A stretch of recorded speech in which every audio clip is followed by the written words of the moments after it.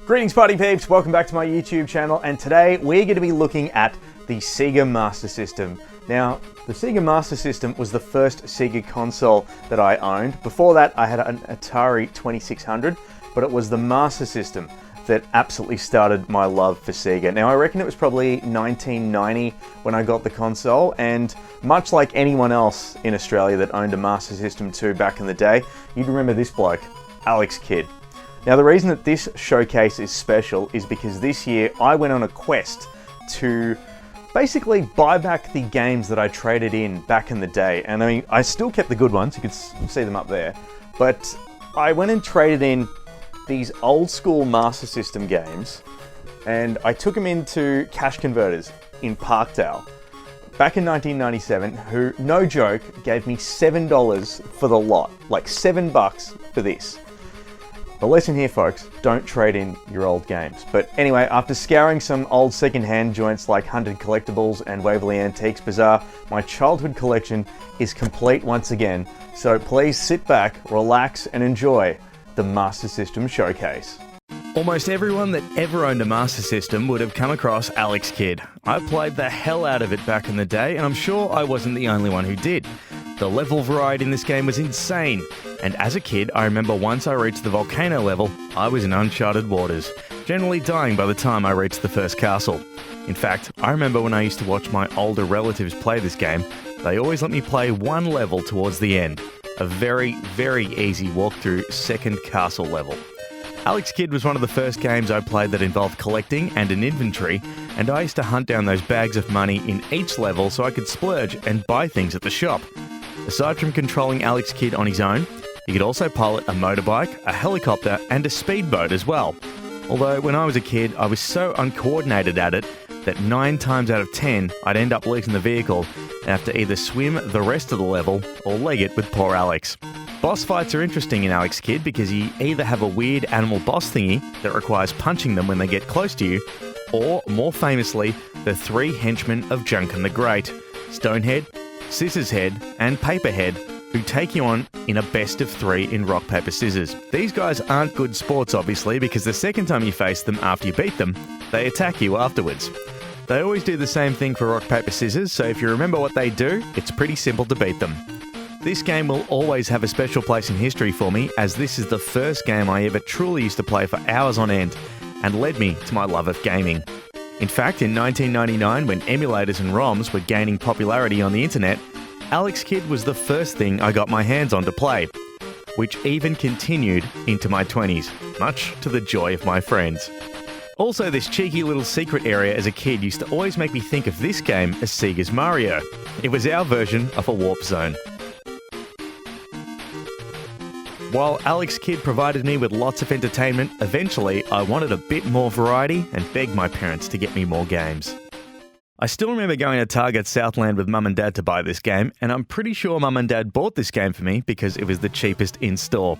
Also, in a weird twist of fate, now that I work mainly in motorsport, it's kind of fitting that the first game I got for the Master System was a racing game. Anyway, this game was a hell of a challenge for me because as a 6-year-old, I'm going to assume I was 6 years old at best, I didn't quite realise the objective of this game was to beat the clock, so I would constantly finish the race and end up at the game over screen.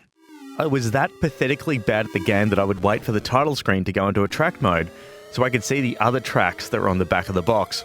Not a joke, but it actually took me until 2022 to realise there was a low gear and a higher gear and finally beat the first track of the game.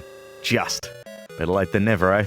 One thing that got a bit of life out of the game for me was the edit mode, which lets you make your own custom tracks, like my shoddy attempt at making Bathurst. Ghost House was one of 2 games I got via mail order from the Gamesman back in the day, and a fun fact, they're still around and kicking to this present day. It was another platformer that I never really got into as much as I did with Alex Kidd, but basically you go around and try to kill Dracula? I think that's the premise. Everything is out to get you, and if you don't have your wits about you, you'll be looking at the game over screen very quickly. It's good to see nothing's changed too much since I played it as a kid as well. Super Tennis was the other game I got in the mail along with Ghost House, and if there's any benefit to this game, it's that I learnt the rules of tennis from it. Because I'm an only child, the 2-player mode didn't really get a run either, so aside from being a game that came out with Ghost House, there wasn't really too much to write home about Super Tennis. I don't know if this still happens with kids today, but back when you were given a new game by your parents, if you didn't like it, tough. Global Defense is one of those games. I'm pretty sure my folks picked this one up from Kmart and Parkmore for me, and Lord knows that I give it a red-hot crack as a 6-year-old. The game is tough, and even as an adult I struggle with it, but basically, the plot is Earth is under attack from... aliens? Whoever was attacking us, it was up to you in Earth's Global Defense satellite to try and defend the planet. The game is broken up into a defensive half and an offensive half, which speaks for themselves, really. I honestly can't remember how far I got into the game as a kid, but there's a fair few maps in the game, and I was playing this a fair bit, even after I got the more popular games in my collection. Looking back, I can kind of see why I traded in these games to cash converters. Still got ripped off, though. Let's move on to the heavy hitters. When I first saw the commercials for Sonic the Hedgehog, I was hooked. The game looked awesome, and this was another one that was bought from the gamesman via mail order. I used to spend hours upon hours playing this game and have a lot of fond memories from the Master System version of Sonic 1. It was actually years later that I played the Mega Drive version of the game, but the Master System version is the definitive edition of the first Sonic the Hedgehog when I was a kid. The game is very different from the Mega Drive version, but does share 3 of the 6 zones with some noticeable differences. Green Hill Zone is on both 16-bit and 8-bit versions of the game, but for example, the Master System has the indoor caves that were later recreated in the main series of Sonic games in 2017 Sonic Mania. Bridge Zone is an 8-bit exclusive and a better second level than Marble Zone on the Mega Drive any day of the week. Jungle Zone is one of the coolest Sonic levels that hasn't really got any representation on the main series. Labyrinth Zone on the Master System was a hell of a lot more challenging than on the Mega Drive. Scrap Range Zone is actually the second last level in the 8-bit game, and it used to give me a heap of grief back in the day. Skybase Zone was a hell of a final zone, and it was cool to see how the game presented you as making your way from Green Hill to Dr. Robotnik's base to try and take him down. Even replaying this game to capture the footage for this video, I was very cautious around Skybase.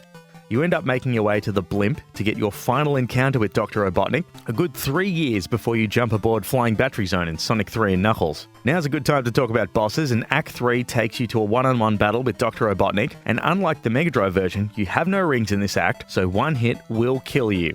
Also, unlike the Mega Drive version, Chaos Emeralds are scattered within the levels, and you have to hunt and find them, as opposed to getting them in the special stage.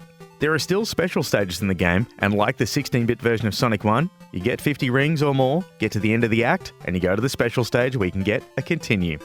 Sonic 1 on Master System will always be very special to me, as this was the game that got me all in on SEGA. I was a 100% fanboy from the moment I saw a commercial for the game, and this was the one that led to a long journey of Sonic fandom, and that fandom exploded in Christmas 1992.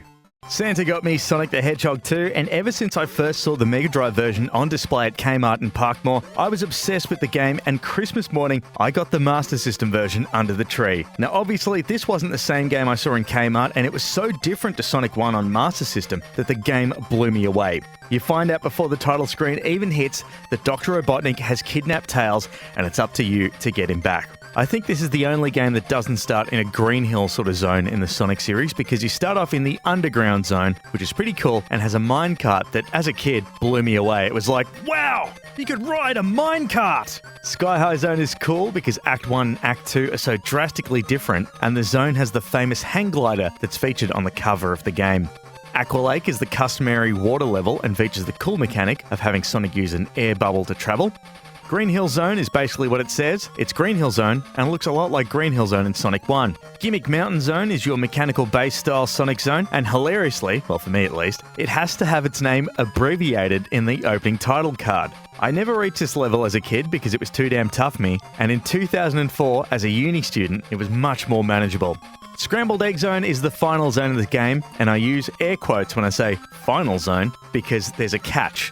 This zone is a challenge with its maze of tubes that make the chemical plant ones look like the easiest journey from point A to point B. Scrambled Egg Zone's final boss is Silver Sonic, the first time we see a robot Sonic as a boss since the 8-bit Sonic 2 was released before the 16-bit version, which has a much beefier Silver Sonic. If you beat Silver Sonic with the 5 available Chaos Emeralds, he gives you the 6th, but if you don't have all 5, he is the final boss in the game. Much like the Master System Sonic 1, Sonic 2 has you collecting collecting the emeralds in the zones and not in a special stage. Unlike Sonic 1, there isn't even a special stage in the game, with the end panels either giving you 10 rings to your tally, an extra life, or nothing at all. You're more than likely going to get nothing at all though, and it's rarer than hen's teeth to get a continue at the end of the panel. Also, as a kid, I always thought that the Dr. Robotnik end panel was him doing this. Back to the zones, if you beat Silver Sonic and get the 6th emerald, you get to Crystal Egg Zone and the final encounter with Robotnik and the chance to finally rescue Tails. I only really appreciated 8-bit Sonic 2 as an adult, but this game is always special to me because I remember how excited I was to get the game on Christmas morning. As a kid, I was a massive fan of Asterix books, and I actually still have a lot of them to this very day. So as a Sega fan and an Asterix fan, this game really ticked all the boxes. Next to the Sonic games, Asterix got the most play out of me back in the day, and I used to love just how much this game looked like an Asterix book had come to life. The plot of the game is pretty simple. Getafix the Druid has been kidnapped, and it's up to Asterix and Obelix to save the day once again. You can play as Asterix or Obelix as you venture through a huge variety of stages that look like they were ripped out of the books. Like seriously, look how good all these stages are visually. There's a hell of a lot of level variety too, and as you can see, you never feel like you're repeating the same stages over and over again. The difficulty level ramps up as the game goes on, and I'll be honest, I never finished this game as a kid, and even as an adult, I never clocked the game on original hardware. Thanks emulation and save states. True to the comics, Asterix and Obelix have a variety of power-ups that give them powers. The Solid Potion, for example, can be thrown into liquids or lava to make a temporary platform. The Fire Potion melts ice. And the Explosive Potion lets only Asterix blow up blocks and can make a temporary platform when used in water. Obelix is also able to use Menhirs to make the temporary water platform thing, and Asterix can't use that item. Throughout the game, you'll collect bones, and if you collect 50 bones, you'll unlock the bonus level where you can play as Dogmatics, we can just get extra points. The game also encourages you to explore a bit with a few secret areas here and there that give you bonus items and whatnot. Each round has a boss which is relatively easy to dispose of, and the final boss battle takes you to Rome, where you face Caesar in the Colosseum to rescue Getafix. I can't rate this game any more highly, and it's a solid platformer that anyone can enjoy, even if you aren't a fan of Asterix comics. The third and final Sonic the Hedgehog game released in PAL territories on the Master System was one that had 10-year-old Nims extremely excited because I finally got to play as Tails. As I was a bit older when I got this game, I played the hell out of Sonic Chaos, and most of the time I used Tails because, as I said, we never got to play as Tails before, and you could fly as well. Playing as Sonic, however, is the only way to get the Chaos Emeralds and the real ending of the game. The plot is pretty simple. Dr. Robotnik has stolen the red Chaos Emerald and it's up to you to get it. 100 rings with Sonic gets you to the special stage, but we'll touch on that later. Sonic Chaos has some pretty cool zones, and it reminds me a lot of the variety in stages that you'd have on the Mega Drive games. You have your standard Green Hill style zone to start off the game in Turquoise Hill, but you also have quite a variety of stages in Sonic Chaos. Gigalopolis Zone, Sleeping Egg Zone, Mecha Green Hill Zone, a personal favourite of mine, Aqua Planet Zone, and Electric Egg Zone are the 6 playable zones in Sonic Chaos, and are the nearest the Master System got to the Mega Drive's level of variety. I mentioned the special stages earlier, and unlike other Sonic games, the stages in Sonic Chaos are actually just normal levels. They could be regular stages, but for the first time in the Master System series, this is how you get the Chaos Emeralds, just like in the Mega Drive games. There are only 5 emeralds up for grabs since Dr. Robotnik has the 6th, and you need to get all 5 emeralds before the final boss to unlock the true ending. And because I used to play as Tails only, I never clocked the game properly, and I was only in my 20s before I got the real ending to the game. This is a fitting finale for Sonic on the Master System, and it's a shame there wasn't a port of Sonic Triple Trouble, which was out on the Game Gear at the time, but Chaos was a great wrap-up to the series, and one of my favourite games as a kid. This was the last game that I bought for my Master System, and this was the game that kicked off my Mortal Kombat fandom. This was another purchase from the Gamesman via mail order, and it was during the dying days of the console in 1995. Straight out the bat, the one thing you'll notice about MK1 on the Master System is that Kano is nowhere to be found. Also, if you love Goro's Lair, you'll be in heaven because I'd say 90% of your fights will be here.